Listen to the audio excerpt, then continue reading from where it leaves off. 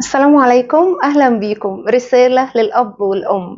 للأب المهندس، ممكن حضرتك تشتغل دكتور؟ تشتغل دكتور، ما انت مهندس وما تقلش عن الدكتور. والأم كمان، الأم الدكتورة، ممكن حضرتك تشتغلي داعية أو تشتغلي مدرسة. هل ينفع؟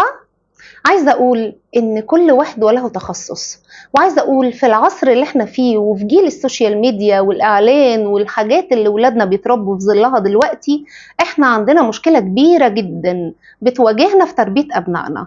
الأب والأم ما شاء الله ليس عليهم غبار، ناس فوق المستوى وعلم وثقافة ومفيش بعد كده، ولكن الأولاد رافضين تماما آراء بابا وماما علشان هم عايزين إيه؟ يمشونا تحت أمرهم واحنا كبرنا، وخاصة في سن المراهقة، موضوع ان انا كبير وفاهم كل حاجة وبتصرف بدماغي.